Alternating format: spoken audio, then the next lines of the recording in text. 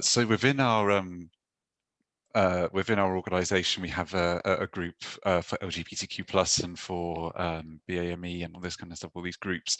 And in the most recent session, which I was in, we ended up discussing, what was it, times of which we feel we've been I can't quite remember off the top of my head, but basically it was times where, we feel like we'd been sort of called out, as LGBTQ plus people, or made to feel uncomfortable in any way, just to identify if there are any actual pain points. And I was pretty convinced, I think that, given that we are quite a nice culture, and I've never felt, majority, and I mean like 99.9% of the time, um, pretty comfortable where I am working here. Whether there are any sort of pain points where, and I thought that this would, that, there's probably going to be nothing. We're all pretty happy here. There might be a few things, but it's not going to be too dramatic. And then there were some real skeletons in the closet, it seemed, from like some experiences some people had had, which I thought was quite interesting. We have a trans woman in this group who told us she was at a social function and was referred to, she wasn't too sure if it was malicious or not, but as the trans man. And then I started to, I mean, that's obviously horrible, to be misgendered and sort of misrepresented in that way. And also, yeah, I'll get onto that the rest in a minute. But and then I started recounting a couple of moments where I'd felt similar, and suddenly it all just comes flooding back to you like some sort of trauma. Albeit, for me, it wasn't nearly as bad as that. I think the example I told you about was, I think about the infamous gay trot that I did down the corridor. That was the one that So I was, triggered everything, I think, in terms of doing this follow-up to the previous that was it. podcast. That was it. That was the moment, I think. That was it. It was it was the gay trot where I can't remember, but I was running down the hallway, and it was a horrendously, I'm going to say slightly shameful, camp trot. That I was doing across the hallway, and a friend of mine, I'll say that this person's a friend of mine outside of work. So I was running down the way, and this person said to me, standing next to someone that I actually didn't know, said to this person that I didn't know, and they said, in case you're wondering, he's gay. And I had to run back again the other way, and she said, and yeah, she said it again, and it was a little bit kind of like, okay, well, this is not really too appropriate, I don't think, for the workplace. Yeah, if we were, outside of work, it might be. I'd probably laugh, I'd probably find that quite funny, because that's the sort of relationship that we have, but not necessarily, within these walls where we have different priorities and all this kind of stuff. It's I think that's really where it all stemmed from in terms of this conversation. What's appropriate when referring to someone at work, and when isn't, what isn't appropriate necessarily, I think, was what we were sort of getting on.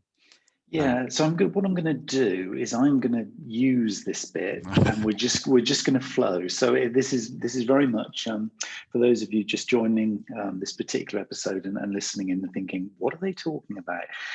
This is Neil Wilkins talking to Connor Banks in a follow-up conversation, which extends our diversity LGBTQ plus conversation that we had a couple of weeks ago, which has actually been the most listened to podcast the most listened to episode on my podcast since I started.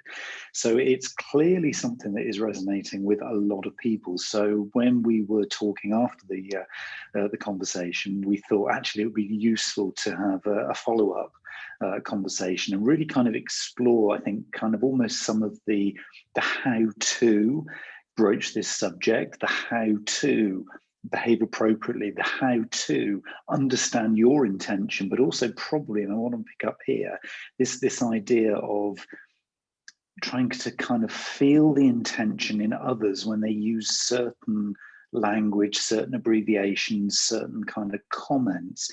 Because I think what I want to start with is ask you a little bit about that difference, if you like, between the workplace use of a comment like that and something that's in a social environment. So if you were in a pub, or you're kind of out in a park or something like that, if it was said there with somebody that you know, how, if, and why is that different to in the workplace? And I'm interested, and there's not going to be any right or wrongs here. This is kind of Neil exploring with kind of the concept. We're not sort of saying, hey, we're preaching, this is how you do it.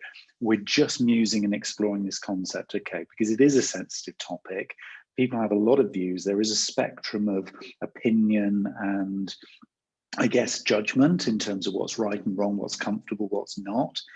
And so what we're looking to do here is kind of maybe extend that thinking and just really open up the dialogue and say, it's okay to talk about this stuff.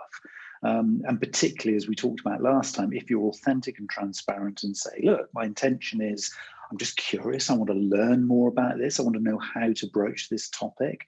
We began the original conversation by asking the question is, how do you do this in a marketing sense? How do you actually use gender and kind of equality and diversity in a marketing sense? And so we explored a few of the topics in that episode, and I'll put a link to the previous episode below this particular one. So if you're listening to this one, you think, what are they talking about? There'll be a link below this one so you can listen to that one too.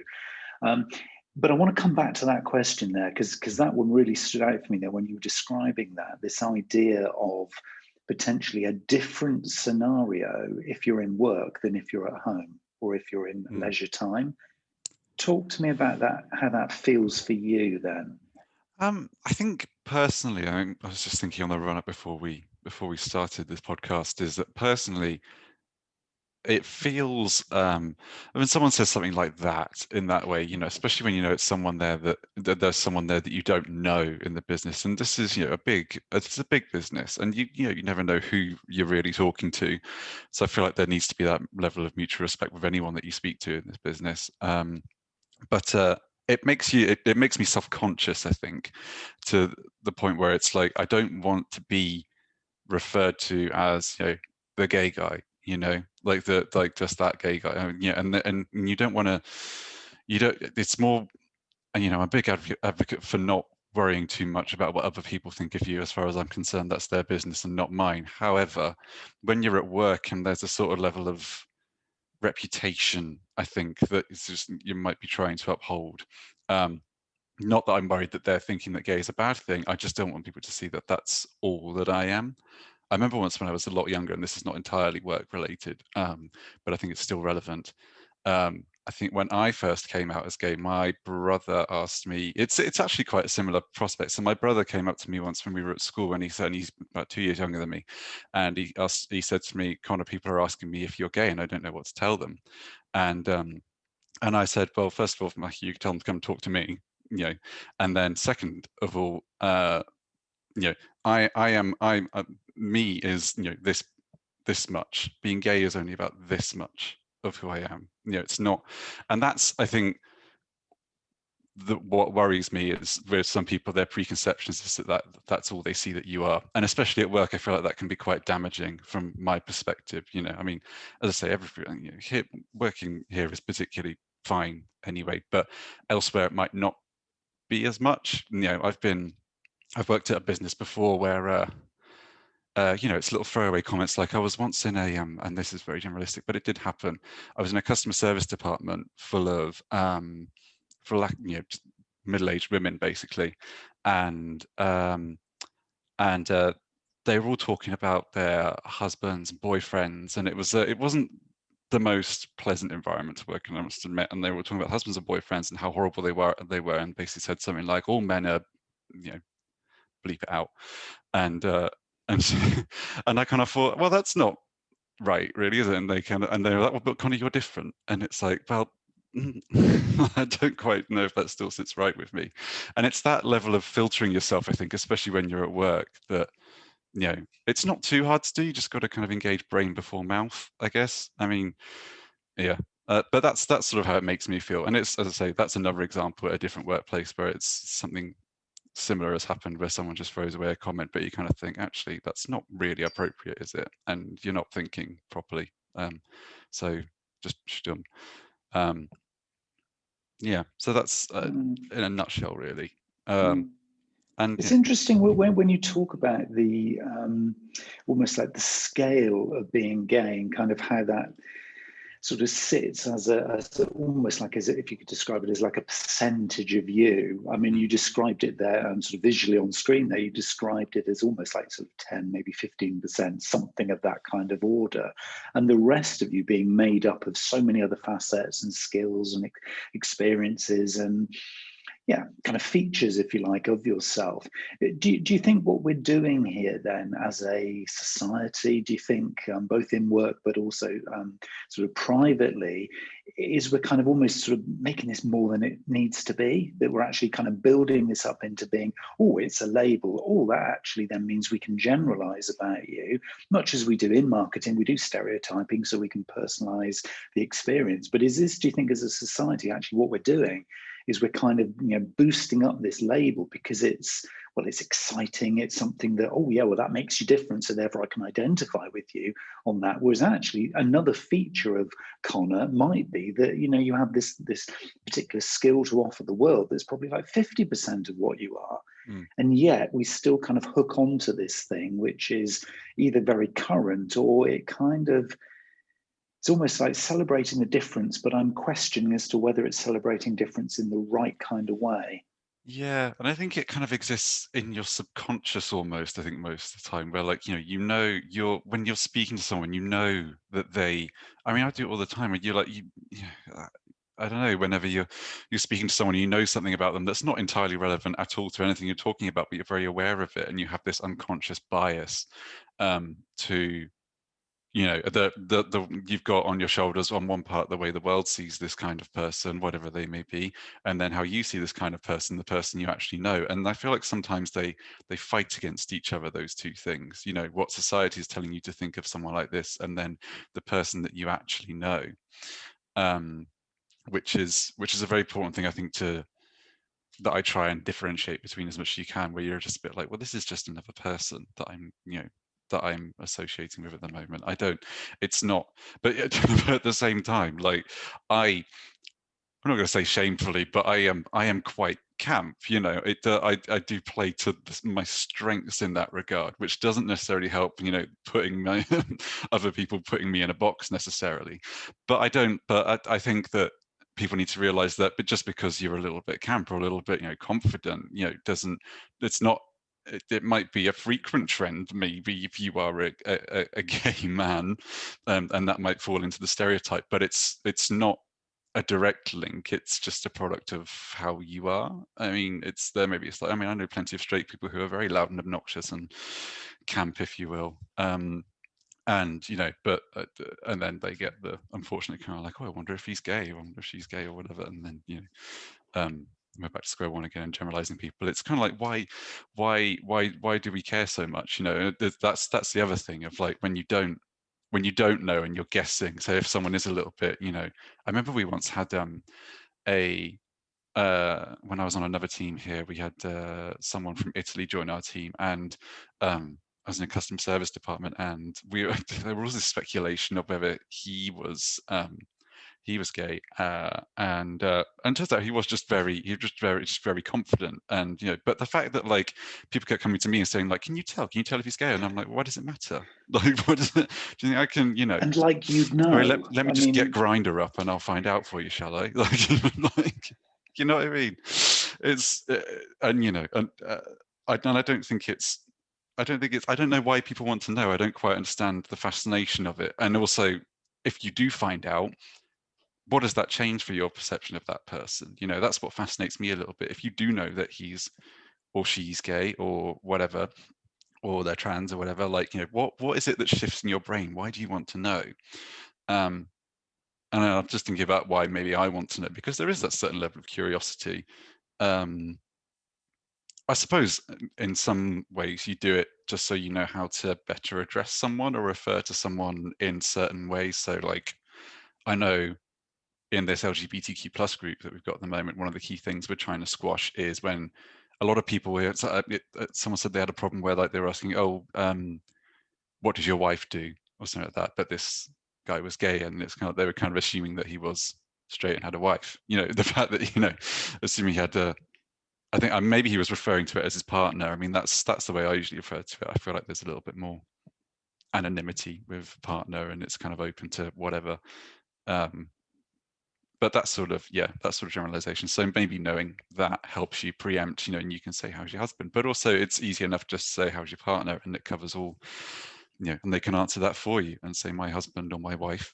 I don't know. It's I feel like I've gone on a bit of a tangent there, but it's that's maybe the positive spin I like to put on it when people want to know, and maybe that's why they want to know. But also there's the part that there's some people that just want to know, and you kind of wonder if there's anything going on in their lives in the first place for them to be so interested, I guess. Yeah, and I think it is interesting, isn't it? Because when you describe that about being, to use your words, slightly camp in terms of the kind of the message that you're portraying. Being gay obviously comes in a whole variety of shapes and guises and flavors.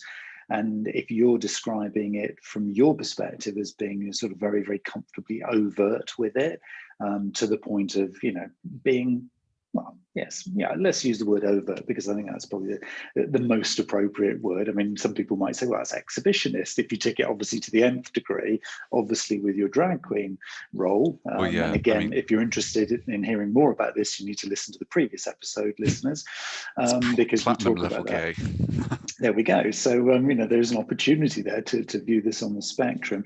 But do you feel that being overt with it, though, adds in maybe a bit more of a confusion to somebody who's kind of, going through that and kind of sort of thinking, I'm not really sure how to deal with this person. I'm not really sure how to kind of act with this person because I'm putting their gender or kind of how they appear to me on a pedestal here. And I'm actually making that a bigger thing than it needs to be because actually I'm quite fearful of getting it wrong. And they're giving me these messages of being quite camp, quite overtly camp. So they must be gay, but are they gay? I'm not really sure. Are they something else? And if I say it's something else, am I going to really put my foot in it and actually get it completely wrong? Do you think that there is a danger that this is kind of sort of almost adding to that confusion? And there's a kind of a loaded question here because are you playing with this in terms of like a power thing? Well, from my perspective, I mean, I guess to a certain degree, yes, there is a definitely a bit of a power play there in terms of that. I mean, today I've come into the office for the first time in a long time, and I've decided to throw caution to the wind and put my best little heeled boots on, and they've got quite a big heel on them, and I'm happily just prancing around the office in these. Just feeling very comfortable in what I'm wearing, and I feel much more confident in what I'm wearing. And I've struggled with, I've tussled and tossed and turned with this sort of stuff a lot, Neil, over the years in terms of, am I just doing this for attention? Because I think there was a time in my life where people would say, "Oh, just doing this for attention." And actually, there is a level of me where actually I just do feel a bit more comfortable being this way, and I'm not going to try and, again, kind of harking back to our previous podcast, not trying to ask anyone to accept me, or I just want them to just sort of understand me and just be able to get on. I don't particularly see it as a power play. There is a certain thrill that comes from, I guess, making people feel confused and maybe unnecessarily scared, but there's no need to be, I think, on the forefront. It's only the unknown, I think, that scares people, as we said before, the fear of the unknown.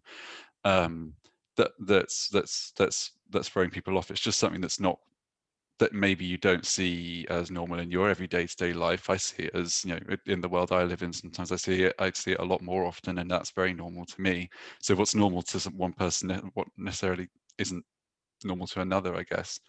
I just think that there was a time when I used to come to work and I used to wear a nice shirt and my geography teacher's shoes and just very plain Jane, I'd call it, sort of clothing, just to not necessarily to fit in because I was still who I was, but it was sort of to just blend a little bit and not draw too much attention to oneself. And I think it's only recently I've been thinking that since the pandemic I've just decided that's just not very. It's not very who I feel like inside. It's not how I like to present myself necessarily. There's a way, and there's a version of me inside that is the person I actually am, that needs, and people just need to. Oh, this sounds really stupid now. People just really need to just get on with it and just deal with it. I'd like to feel that if you're able to be kind and humble with people and just show those very human emotions, then there's nothing to really be afraid of. There are a lot of people I meet who are a bit like me, but they are just not very nice people at all, and they can be very judgmental and not very approachable in the slightest, and they don't make it easy for you. And and you know, I feel like there's a midpoint to be struck. You know, you're not a robot. You know, you've got there's a human element to show somewhere along the line. You know, but what I choose to wear is what I choose to wear. It's not all of me again. You know, it's only a fraction. Same thing with the gay thing. It's only a fraction of what I wear. There's a lot of layers to all of us. Um, I'm trying to put it. Let me try and put it in some sort of perspective of how I see it. So, uh, say if I don't know. I'll think of something. My mind's gone blank. I think I've talked myself into a hole here. So is But the yeah, so the intention thing then, because that's something I think that's been coming through, you know, in both of our conversations here, both of these episodes. I mean, to me, there's a huge part that intention has to play here. So if I think and just kind of self-reflect a minute here, my intention, both for having these conversations with you and also for kind of reading up on stuff and just kind of exploring it when I'm out and about, sort of in both professional and personal world. My intention is to, as best I can as a human being, is not to kind of judge and just to kind of welcome in difference, because it's fascinating. I welcome in difference for food. I'm not saying I'm a perfect person, but I mean, I love trying different foods. I love seeing different cultures. I love, you know, just these conversations, because I'm exploring too. And I'm not doing this from a place of fear, because I'm doing this from a place of, yeah, I'm not going to say something inappropriate. So I'm cautious because I know it's a sensitive topic for some people. So I am cautious. And of course, all the things I'm saying, they're all questions, so they're not statements. And I think that's another way of almost treading carefully here. But for me, the intention, as long as the intention is authentic, transparent curiosity, then it almost doesn't really matter what I say, because I can be really overtly curious without really offending. yeah, Because I'm not then coming at this with oh, you're gay, right, well, that means that, and then actually making any kind of judgment on it, because I'm not putting on a pedestal that little part of you, which happens to be you're gay. And so maybe I think I'm just trying to sort of, you know, introspect and kind of figure out where I'm coming from this. So maybe for me, it is about this kind of transparency of the intention, that yes, it's useful, like you say, to know when you're talking to somebody whether or not they are a particular sort of, you know, leaning or preference or particular type of person, because then you can address them in the right way, or have that conversation that's just slightly nuanced in their direction. So you're not doing it for any sort of covert underlying reason. Is that kind of the way then to approach this? I'm thinking both professionally and personally.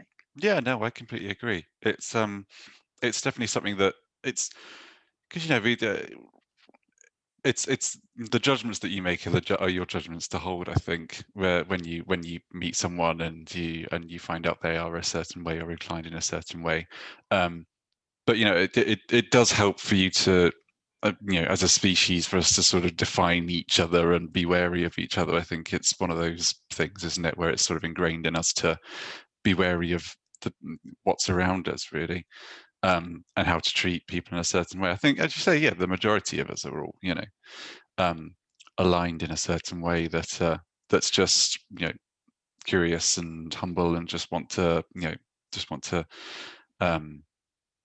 be able to have those specific conversations direct to that person. And also, you know, it does make that person feel a lot more valued and seen in a lot of ways. Um, Yeah, no, so I completely agree with you on that. Absolutely. I mean, yeah, there's plenty of kind people out there who would just, yeah, I just know that. Sorry, I think I went on a bit of an angry rant earlier. I don't know. That's how I'm remembering it in my head, is just shouting at the screen for a few seconds. So I But it apologize. is one of those but it is one of those topics that kind of evokes emotion. I mean, it does, because Yeah. either you're on the receiving end of, you know, discrimination, for example, or you're the giver of that discrimination, either knowingly or unknowingly. But for me, the big issue is when it's unknowing. it's like, oh, did I say something wrong? Oh, I wasn't even aware I'd said something wrong. That to me is when it becomes a difficult thing.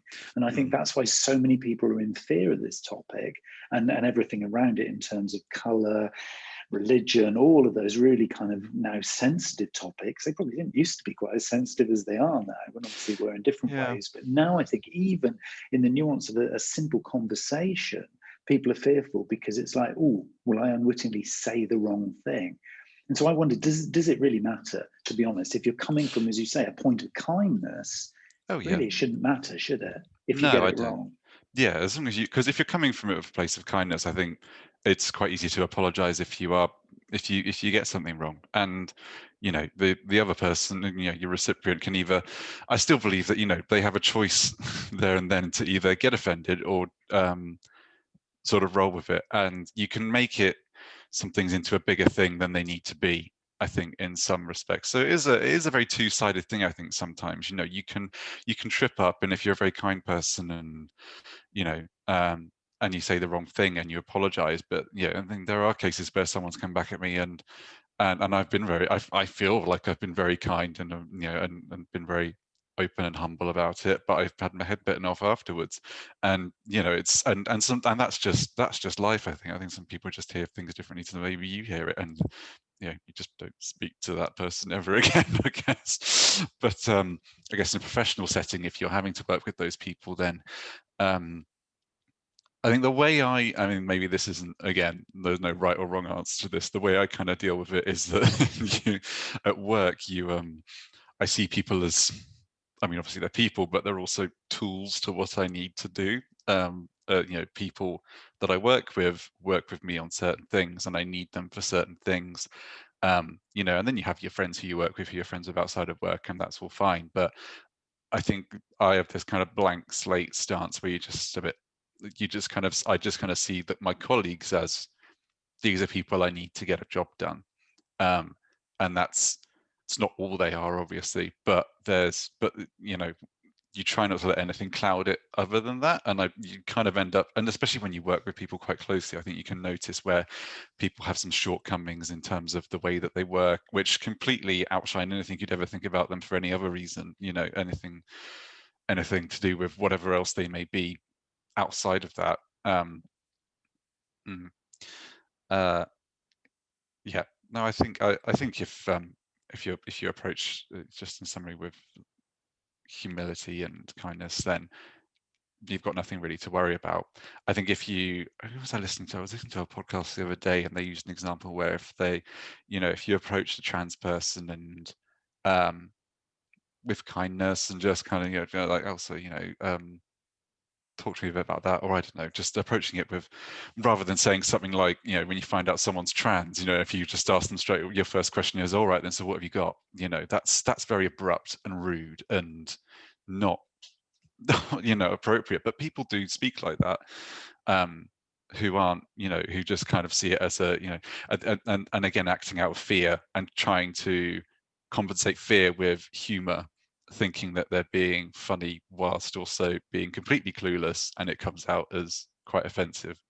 I think that's the tricky line to watch. I know I do it sometimes where like you get nervous and I make jokes, and then before you know it, you've upset someone because You've dug that hole so because deep. you've done, Yeah. and then and you keep digging that hole all the way to Australia, and you can't climb out of it. It's that's a tricky one. I think even the nicest people can fall into that trap, because especially if you're that way inclined, if you compensate with humor, then it can be a tricky walk to follow. And even as a drag queen, it's a bit of a, the only asset I've got is being kind of humorous. It's it can be tricky to follow in the real world anyway. So I So think when we're so that's when yeah so when we're at work, then that kind of, I mean, because I know a lot of the conversation that we've had is kind of eventually ended up, okay, so at work, what am I going to do? How yeah. am I going to deal with this? So kind of at work then, when you've dug into that hole and you've kind of made the excuse, you've tried a little bit of humor, you've tried to deflect it, and then you've realized, oh my God, I got red in the face, I've completely messed this up completely. you're thinking then, okay, there's disciplinary action coming now because I can imagine HR is going to be on to me because of the whole kind of fear thing kicks in.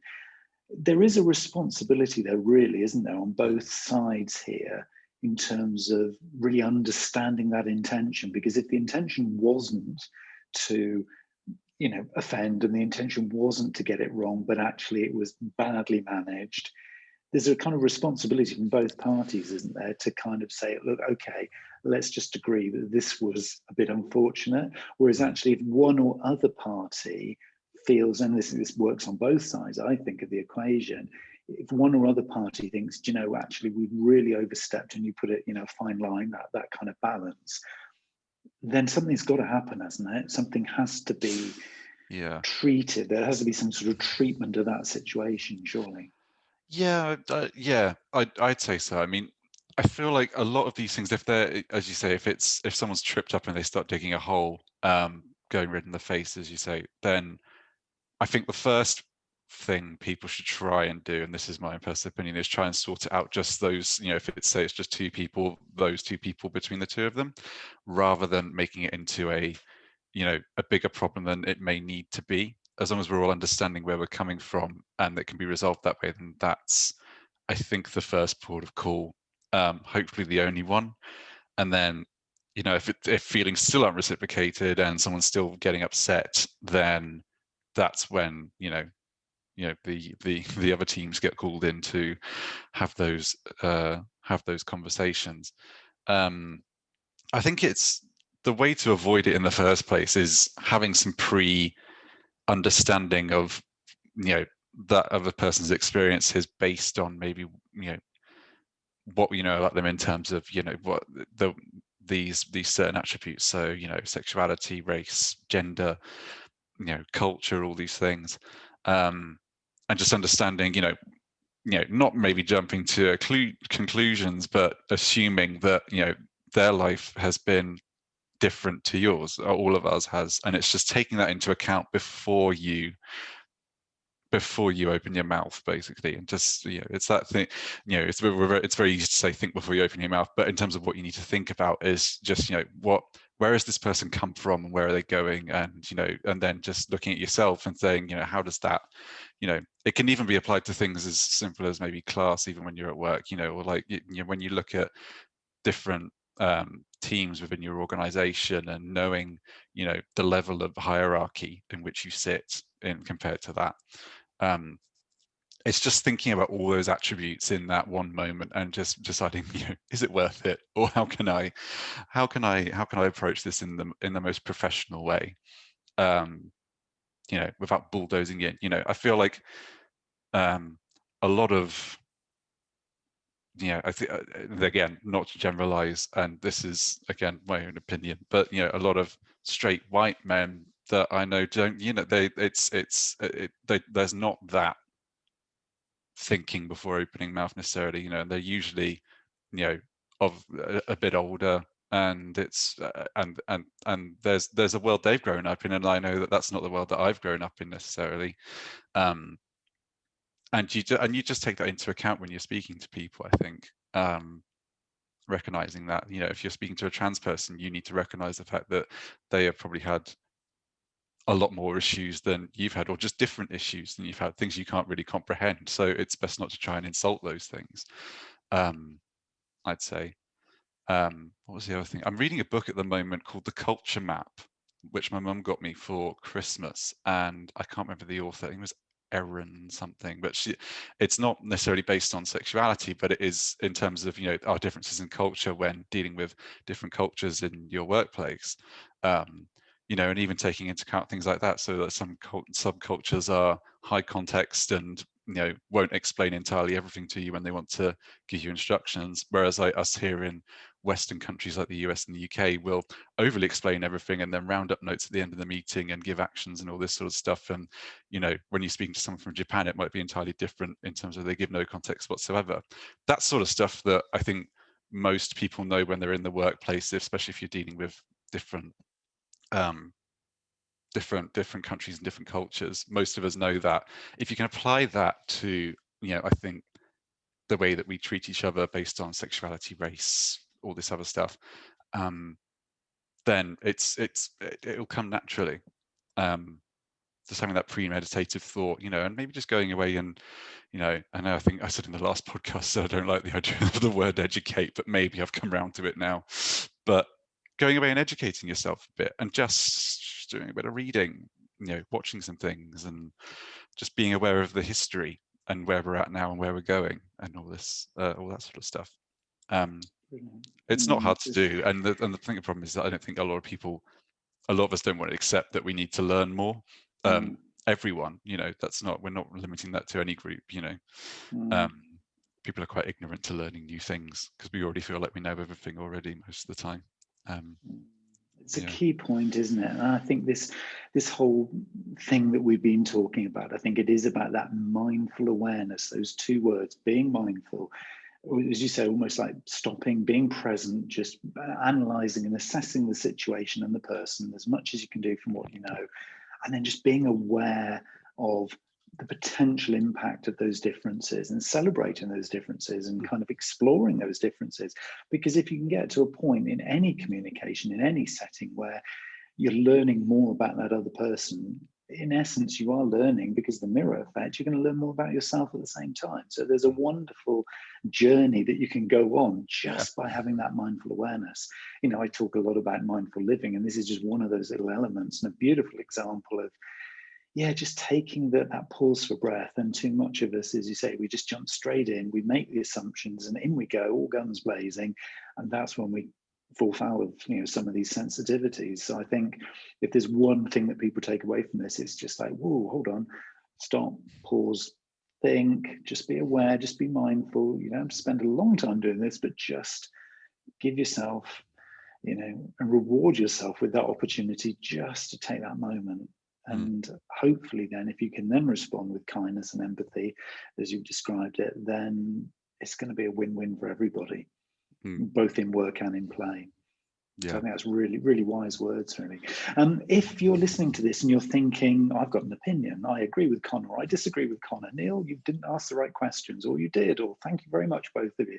Whatever it is you're feeling right now, comment or ask any questions in the comment section, the message thread below, because we would love to hear what you think of this conversation. It's been a couple of very, very interesting episodes. If you missed the first one, I will put the link to it below this particular episode, and I'll do vice versa for the first one, be able to link back to this one, so that we can just keep that conversation going, because it is a fascinating topic, both professionally and personally. And I think yes, it just remains for me to say thank you so much again for your time, Connor, because your kind of insight and perspective on this, I think, for a lot of people, is going to be really, really fascinating.